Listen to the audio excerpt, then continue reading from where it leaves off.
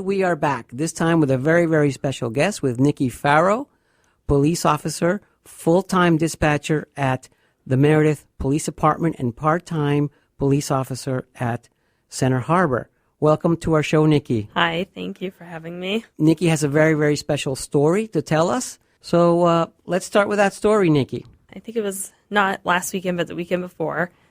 On a Friday day shift, I was working my patrol shift and cruising through my neighborhood, which happens to be where I work. I saw a small animal on the side of the road, which I thought was my neighbor's cat, but it turned out to be a small bear cub. And when I mean small, it must have been 8 pounds, so about the size of a cat. And it proceeded to cross the road into a neighbor's yard. And I waited for Mom to come out because usually that's what happens, and she didn't. I kind of kept an eye on him for a little bit, and I went over to the neighbors and asked if they had seen the bear cub, and they indeed had, and that's pretty unusual.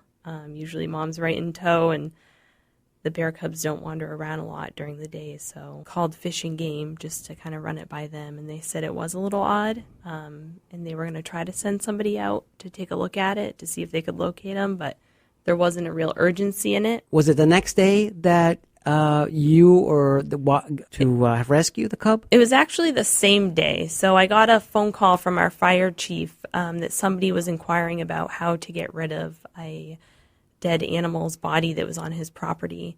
So I went out to meet with the homeowner just to take a look, and we were able to determine that the carcass that was in his yard was an adult female bear. So I called Fish and Game again and asked them to kind of pick it up because I knew that the bear was orphaned and I knew that he had no chance if somebody wasn't going to take him.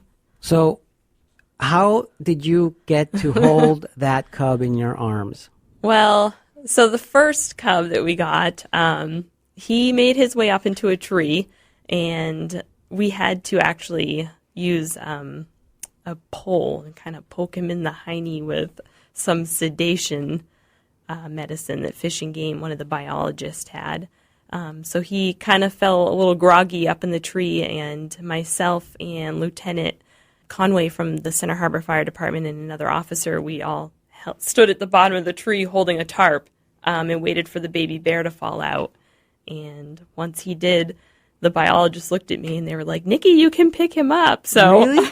Oh yeah, just like a little kid and like a puppy, I grabbed that thing so tight. And was it nice and friendly? He was very groggy. He was almost asleep at that point. Because he was sedated. Yeah. So, did you name the cub? well, the neighborhood has voted on names for the cubs. So, Okay. we voted for Bartlett for the first one because he was on Bartlett Hill. All right. So Bartlett. Yeah. So, any news on how Bartlett's doing? He's doing well. I've gotten videos from the center of where we brought him to, and he's doing well. One would say, wow, what a great experience, but I it know. didn't stop there, right? I know. Then what happened? I mean, I was pumped. I left work, and it was probably one of the most interesting days I had as an officer. And on my way home, I drove through that same spot, just kind of looking, and there was a second one right in my own backyard. And you were shocked. I was. I mean, what a coincidence, right? I know.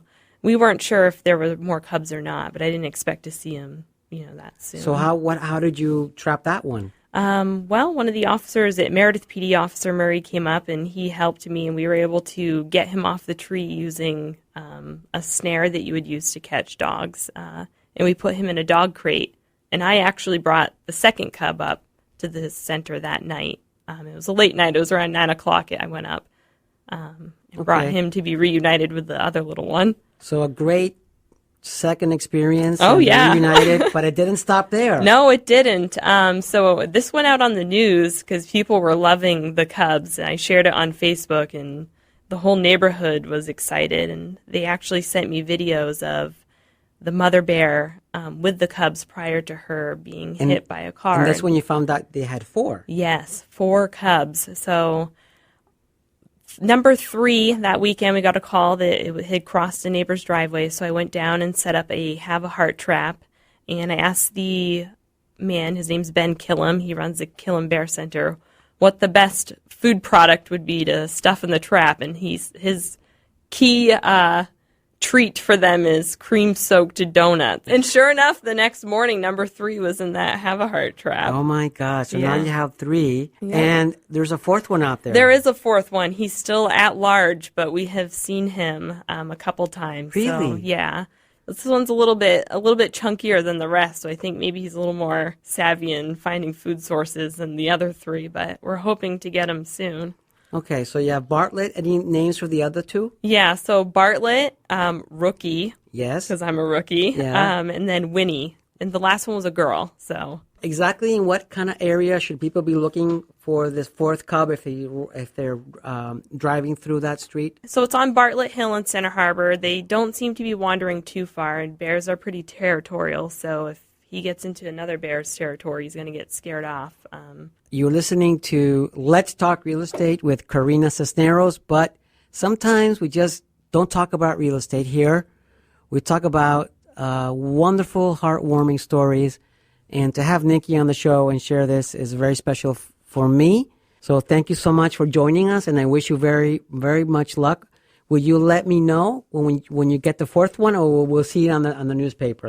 I most definitely will let you know. And I'm also using this local fame as the Bear Whisperer to ask for donations for the Kill 'em Bear Center because they desperately need it. So. Okay, where can they send a donation if they want to? Yep, so they have on their website a link that you can send in donations. And what is the website, please? It's Kill 'em Bear Center, and that's in Lyme, New Hampshire. All right, Kill 'em Bear Center in Lyme, New Hampshire. Well, again, thank you very much, Nicki. It's a pleasure to meet you, and I look forward to news of the 4th. Thank you. Okay, bye-bye. soon. Take care. Bye.